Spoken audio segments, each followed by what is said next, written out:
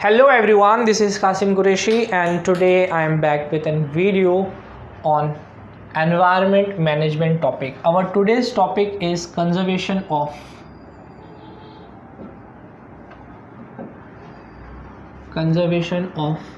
nature, okay, or else you can say conservation of your environment.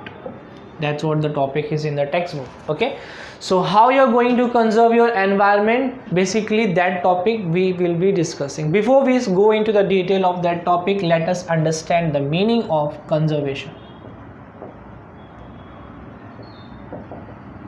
Okay, so the basic meaning of conservation, किसी भी चीज का बचा के रखना, संभाल के रखना या फिर उसको प्रोटेक्ट करके रखना, इसे हम कहते हैं कंजर्वेशन। समझ में आ गया कंजर्वेशन क्या होता है? ओके, तो जब किसी भी चीज़ को हम सेव करके रखते हैं उसे हम क्या कहेंगे? Conservation of resources. कंजर्वेशन ना ही सिर्फ अपने आप को मतलब नेचर को सेव करेगा, इनफैक्ट ये आपकी जो एक सोशल रिस्पॉन्सिबिलिटी है। Okay, so it is your social responsibility, ठीक है, क्योंकि जैसे हम अपने घर का ख्याल रखते हैं, हम अपने घर की साफ़ सफाई रखते हैं, अपने घर में कोई भी कूड़ा कचरा या वेस्ट ऑफ रिसोर्सेस होने नहीं देते, सिमिलरली अर्थ भी आपका एक घर है। अगर आप अर्थ का ध्यान रखेंगे तो अर्थ आपका ध्यान रखेगा, अगर आप नेचर के बारे में सोचेंगे तो नेचर आपके बारे में सोचेगा, ठीक है। तो to get a good returns from nature, we as a responsible citizen we should take care of our environment, ठीक है। बच्चों को चाइल्डहुड से ही, बचपन से ही सिखा देना चाहिए, चाइल्डहुड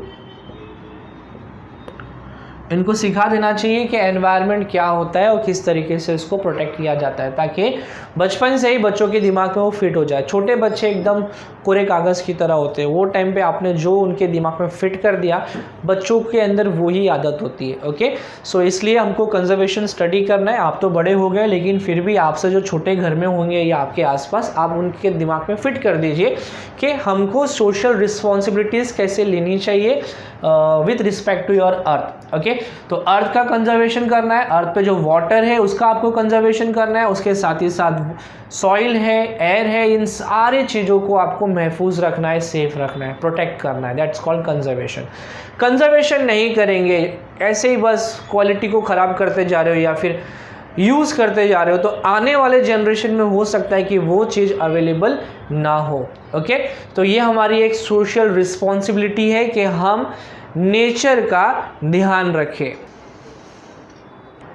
गवर्नमेंट ने बहुत सारे रूल्स एंड रेगुलेशन सेट कर दिए हैं कि लाइक अगर आप वाटर में कुछ पॉल्यूशन कर रहे हो तो आपको ये फ़ाइन लगेगा, इतने दिनों के जेल में रहोगे, वगैरह वगैरह। तो ये जो मेथड है, ओके, ये जो मेथड है ये भी एक बेस्ट मेथड है।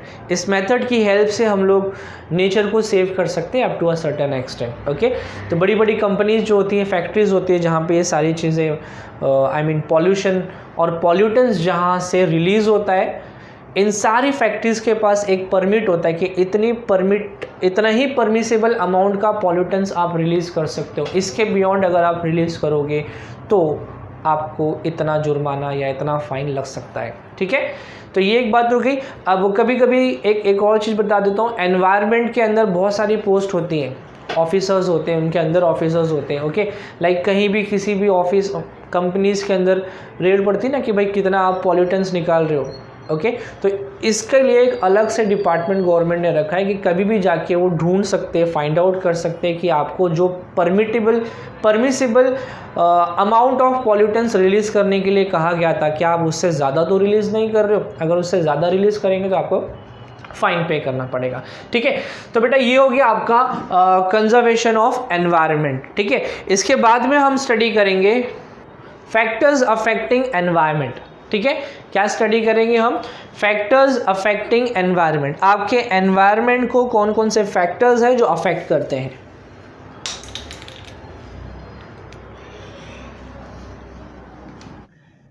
Get an amazing chance to win giveaway at Study Buddy contest. Refer to your friends and get exciting gifts every week.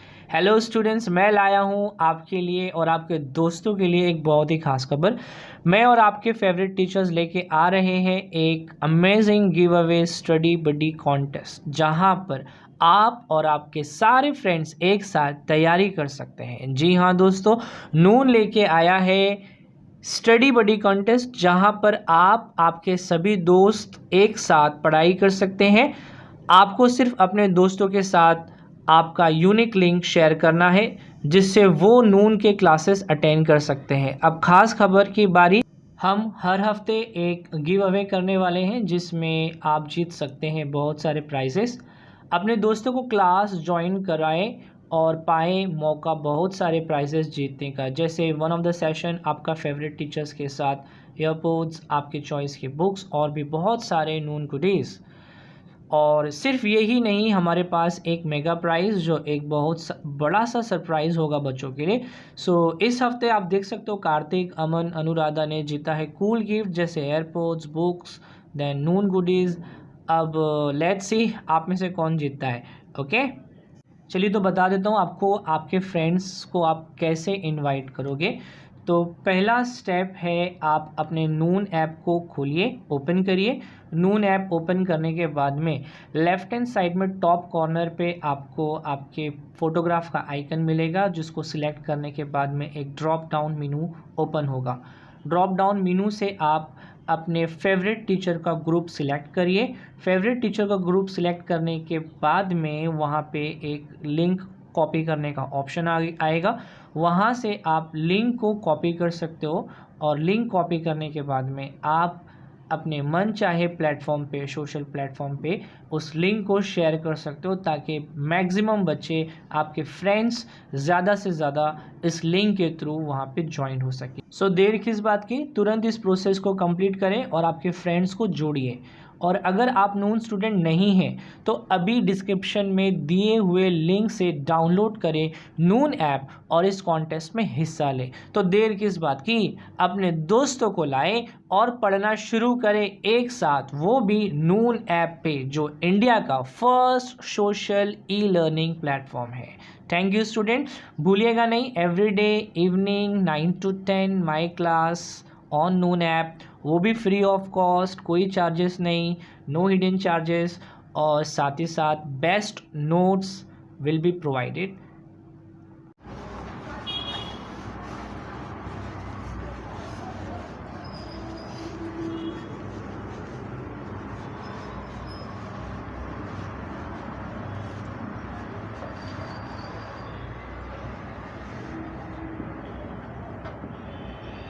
Factors affecting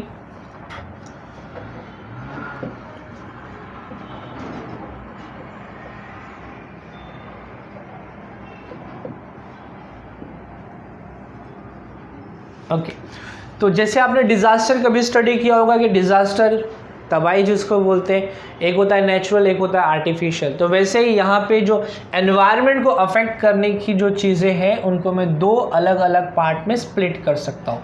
first मैं बोल सकता हूँ natural, so I am writing here natural factor, और second मैं बोलता हूँ artificial. Okay तो एक नेचुरल फैक्टर और सेकंड क्या है, आर्टिफिशियल फैक्टर। नेचुरल फैक्टर्स वो होते हैं जो नेचुरली, जैसे कि अर्थक्वेक है, ये नेचुरल है, ठीक है, आप कुछ नहीं कर सकते हो, जो होना है वो होगा। तो जो नेचुरली नेचर डिसाइड करता है कि क्या डिजास्टर आना चाहिए, okay, that's called natural factor. Earthquake है, वॉल्केनिक इरप्शन है, सुनामी है, फ्लड है, इन सारी चीज़ों से भी नेचर की क्वालिटी जो है डिक्रीज हो जाती है, ठीक है। ज़्यादा फ्लड, मतलब फ्लड हो गया तो फ्लड से जितना भी प्लांटेशन था, खेती बाड़ी थी, ये सारी चीज़ें डिस्ट्रॉय हो जाएंगी। तो कंजर्वेशन जो हम स्टडी कर रहे हैं, ओके, तो किस तरीके से कंजर्व करना चाहिए, तो बेटा इन चीज़ों के ऊपर तो हमारा कोई कंट्रोल होता ही नहीं। हम कहाँ कंट्रोल कर सकते हैं, यहाँ पे, ओके, और इनडायरेक्टली हम इन चीज़ों को भी कंट्रोल कर सकते हैं। जैसे कि जितनी भी नेचुरल कैलामिटीज़ है, ये तब आती है जब हम नेचर को डिस्टर्ब करते हैं। जैसे कि डिफॉरेस्टेशन है, तो डिफॉरेस्टेशन की वजह से प्लांट्स कम हो गए। प्लांट्स जब कम हो जाएंगे तो जो वाटर साइकिल होता है, पानी इवॉपरेट होता है पेड़ों के थ्रू, लीव्स के सरफेस के थ्रू, वो कम जाएगा एंड बिकॉज ऑफ दैट जब रेनी सीजन रहेगा वो टाइम पे आपको कम रेनफॉल मिलेगा। अंडरस्टूड? ओके, तो जब कम रेनफॉल मिलेगा तो फिर उसके वजह से सूखा पड़ जाएगा, जिसको हम लोग बोलते हैं evaporation of water from the land surface and the underground water also gets evaporated. पानी जो है सरफेस के ऊपर ख़त्म हो जाता है, ठीक है, एंड इसको हम फेमाइन कंडीशन भी बोलते हैं। ओके, जो सूखा पड़ जाता है फेमाइन कंडीशन बोलते हैं। ओके, तो फेमाइन की वजह से क्या होगा कि जितना भी एग्रीकल्चरल एक्टिविटीज़ है, ये सारी चीज़ें यहाँ पे डिस्ट्रॉय हो जाती हैं। ओके, तो इनडायरेक्टली इसका अगर मैं रूट कॉज जानना चाहूँ तो उसके रिस्पॉन्सिबल हम खुद हैं। ओके, तो नेचुरल फैक्टर्स ज़्यादातर ह्यूमन बींग से ही रिलेटेड होते हैं, बट होते तो नेचुरली है, बट कहीं ना कहीं उसका कनेक्शन ह्यूमन बींग से मिलेगा आपको। आर्टिफिशियल मतलब डायरेक्टली जो हम तबाही करेंगे, okay, the one which we are handling, हमसे जो कंजर्वेशन प्रोसेस के अंदर डिस्टर्बेंस क्रिएट होने वाला है उसे हम बोलेंगे मैन मेड फैक्टर और आर्टिफिशियल फैक्टर। एग्जाम्पल इसका मैंने आपको बता दिया, डिफॉरेस्टेशन। ओके, एक बड़ी प्यारी सी बात मेरे को महात्मा गांधी जी की याद आई। उनका एक स्टेटमेंट था, टेक्स्ट बुक में भी आपको उनका स्टेटमेंट मिल जाएगा, that earth is sufficient to feed the people, okay, and but not the greed of the people. Okay, earth पे जो भी कुछ अवेलेबल है ये हर एक इंसान की ज़रूरत को पूरा कर सकता है। They can feed it, earth can feed all the requirements of the organism on the earth but not the greed मतलब जो लालचपन होता है उसको ग्रीड बोलते हैं। तो ग्रीड को अर्थ ख़त्म नहीं कर सकता। ओके, ऑफ कोर्स जितना भी मिले सब हमारा ही है, होता है ना, तो ग्रीड जो है हम ये ख़त्म अर्थ फीड नहीं कर सकता, बट हाँ आपकी ज़रूरत के मुताबिक जो भी कुछ आपको चाहिए वो आपको अर्थ के अंदर, अर्थ के ऊपर या फिर अर्थ के अंदर अवेलेबल मिलेगा। ओके, अब इसके बाद में कुछ पॉल्यूशन के टाइप्स आपको स्टडी करना है। Air pollution, water pollution, soil pollution, ये हम नेक्स्ट क्लिप में स्टडी करेंगे।